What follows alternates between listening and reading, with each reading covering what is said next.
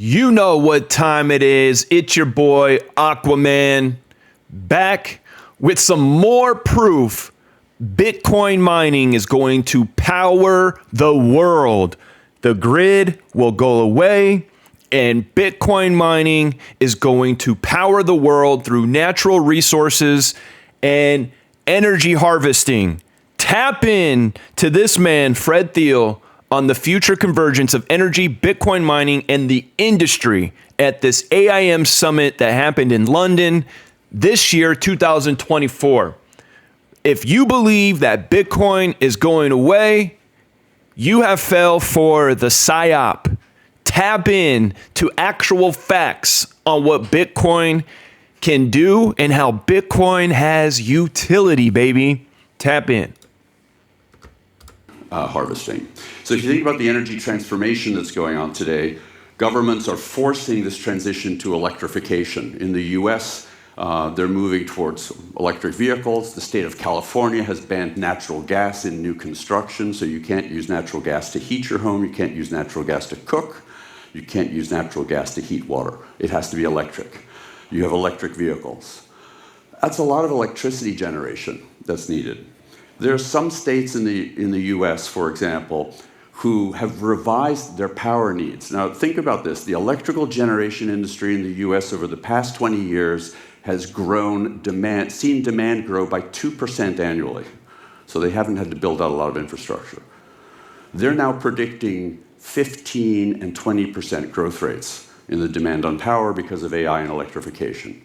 And so states with regulated environments where before they opened their arms to Bitcoin miners and said, hey, please come in here, help balance our grids, are now saying, wait a second, there's too much demand. We don't even have enough for our consumers. And so this is causing a big shift. So the electrification is just exacerbating it. The problem also is lack of transmission. You can build all the solar farms, all the wind farms that you want, but if you can't get that electricity to the consumer, you can't get your site financed. You can't get that solar farm financed. And so somebody has to play a role of being this buyer of last resort of energy, which is what Bitcoin miners do, that can enable renewable energy sources to get financing, get built, so that in the 5 to 10 year period it's going to take to build out the $3 trillion of transmission capacity that the US today needs. And this is even before we start talking about Africa or we start talking about Europe. Somebody has to be that baseload customer. So that's one place where Bitcoin miners can play. But you also look at the issues of needing to find ways to offset energy use by fossil fuels and other means using things like Bitcoin mining. And that's what I want to share with you today. So there are many stranded or underutilized energy assets out there. Landfill gas. Lots of methane is coming out, or methane as they say here in the UK, is coming out of the ground in these sites.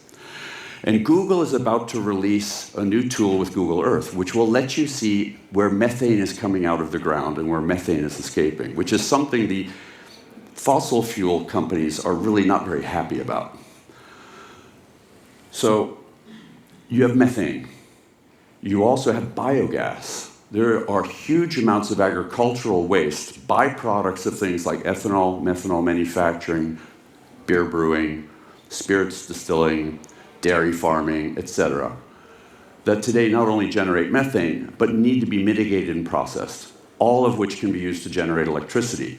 That is new additional additive energy to the energy being generated by solar and wind farms, as well as the grid. If that energy can be consumed at the site of industrial need, then now factories all of a sudden can be placed in places where they necessarily don't need grid connections. But more importantly, most factories also need something called heat. And I'll talk about that in a second. But so you have biogas, you have landfill gas, you have flare gas in oil fields that is essentially just being burnt to convert the methane into carbon dioxide. That's wasted energy.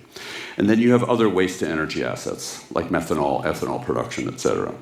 And then you have these solar and wind farms that don't have grid connections. Or maybe they're mature assets. Or maybe they're hydroelectric dams that have operated for years, they've been paid off, and now there are wind and solar farms in addition on those grids, and those hydroelectric dams can't sell energy. So what do you do with those assets? Well, you start to mine Bitcoin, but you have to do it at small scale. So stranded energy can be used to mine Bitcoin. We have the ability, using our immersion technology and our miners, to operate sites that essentially operate lights out at sub 1 megawatt capacity, all the way up to 1 gigawatt capacity. Now think about that. If you can operate sites where you have access to a few hundred kilowatts of power, and you can do it profitably, mining Bitcoin, you can use energy nobody else can use. You can also use energy that most probably you can acquire for 1 cent or less per kilowatt hour. But you have to have the technology to do that. Additionally, you can take waste energy, generate electricity from it, and then use that to operate your Bitcoin mine. And eventually, if transmission capabilities are brought near the site, you can just sell the energy to the grid. But meanwhile, you can mine using that energy. And as I think Adam mentioned in the prior panel, as newer generations of machines come online, you take your newest machines, put them in your high-priced power sites, and then you deprecate your older machines to these sites. Well, if you have sites where your cost to generate electricity is zero, because you're being paid to take biomass, process it, you can put old machines and run them all day long. They only need to run 4 hours a day, maybe. So it's a very different business. So if we look at methane super emitters, obviously wetlands are a huge one, followed by agriculture. Energy industry is a big emitter. Then there's waste, trash, and other, as well as biomass burning. And when you think about Bitcoin miners, they are super efficient heaters. 95% of the energy that goes into them comes out as heat.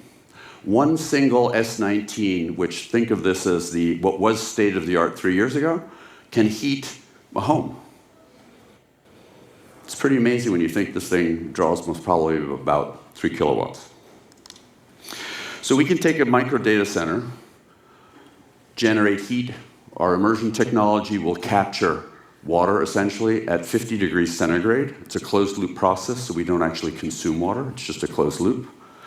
You can use that for shrimp farming. You can use that for heating buildings. You can use it for heating hothouses. And you can use it for preheating industrial processes. And why is preheating industrial processes important? Well, 50% of the world's total energy consumption is used for heating things.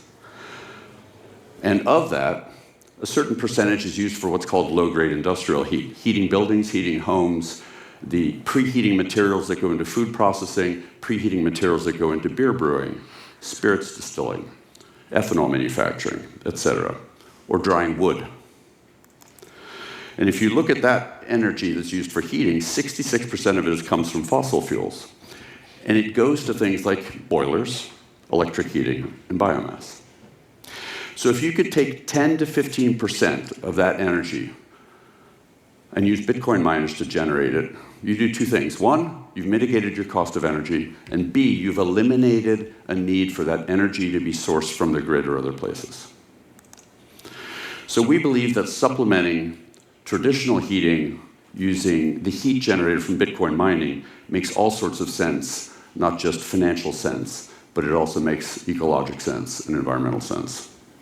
Instead of using electricity to drive heaters, heat pumps to generate heat, we can use electricity to mine Bitcoin, generate heat, and now you have a byproduct from your heat generation, and it's called Bitcoin. And it happens just to be a waste product from your process.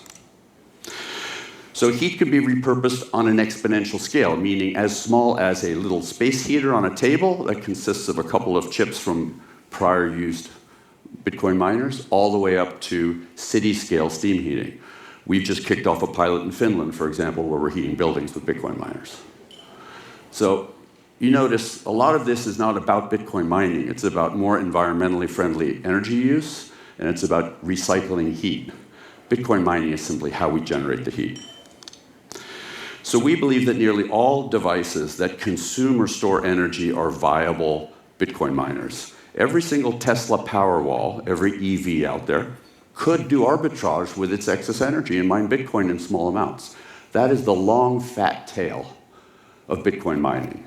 Right now, we're sitting at that left side of the chart where it's all utility scale, but it's all going to move downstream because it's getting harder and harder to find those big power sources, those big amounts of available power.